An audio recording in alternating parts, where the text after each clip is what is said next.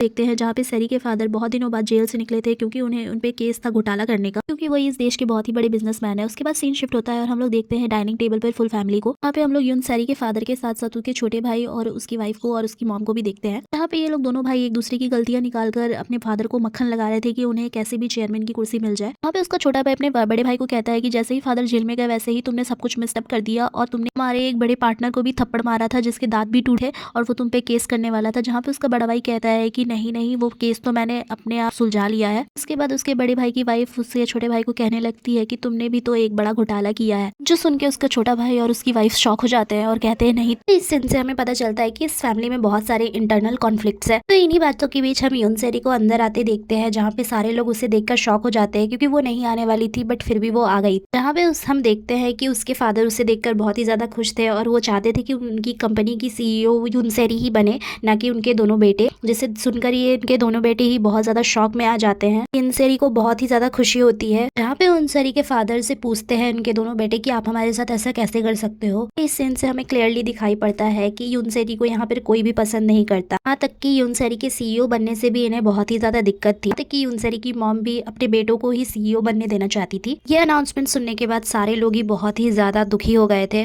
और यूनसेरी तो बहुत ही ज्यादा खुश। इसके बाद उसके फादर ने कहा कि चलो हम लोग डिनर करते हैं, लेकिन यूनसेरी ने कहा नहीं, मैं दूसरों का डिनर खराब नहीं करना चाहती और वो वहां से निकल गई। इसके बाद हम अगले दिन का सीन देखते हैं जहाँ पे यूनसेरी और उसके सेक्रेटरी स्काई डाइविंग करने की तैयारी कर रहे थे। जहाँ पे यूनसेरी कहती है कि मैं कल ऐसी अनाउंसमेंट करने वाली हूँ जिससे मैं हवा में उड़ने लगूंगी। उसके सेक्रेटरी को ये सब सारी बातें समझ नहीं आती और वो कहता है कि आप क्या बोलती हो, मुझे तो कुछ समझ ही नहीं आ रहा। यहाँ पे सरी कहती है कि जल्दी से मेरा बैग लाओ, मुझे जल्दी से उड़ना है। और जिसके बाद हम ये सरी को उड़ते हुए देखते हैं, जहाँ पे उससे बहुत ज्यादा अच्छा नजारा देखने को मिल रहा था। उसके साथ दो कैमरामैन भी थे जो उसे रिकॉर्ड कर रहे थे और उसके साथ ही उड़ रहे थे। लेकिन उसके सेक्रेटरी को और बहुत सारे लोगों को दिखता है कि अचानक से यहाँ पे तूफान आने लगा था और बहुत तेज हवा भी बहने लगी थी। लेकिन यहाँ हम यूनसेरी को नज़ारों का मजा लेते हुए देखते हैं और यहाँ पर जो कैमरामैन थे उसे रिकॉर्ड किए जा रहे थे। लेकिन अचानक से उसे दिखता है कि यहाँ पे तूफान आने लगा और एक ट्रैक्टर भी आसमान में उड़ रहा है, जिसे देखकर वो बहुत ज्यादा शॉक हो जाती है। इसके बाद उसे समझ में आ जाता है कि ये ऐसा वैसा तूफान नहीं, टॉर्नेडो वाला तूफान है और इसे कहीं भी उड़ा के लेके जा सकता है। इसके बाद हम देखते हैं कि तूफान और भी तेज हो जाता है और यहाँ तक कि कैमरा वाले भी तूफान में फंस जाते हैं और यूनसेरी भी तूफान में फंस जाती है। तो भाई इसके बाद सीन शिफ्ट होता है और हम लोग नॉर्थ कोरिया का सीन देखते हैं, जहाँ पे हम मिलिट्री बेस पे जाते हैं, जहाँ पे हम देखते हैं कि एक मिलिट्री ऑफिसर एंड उसके सारे साथी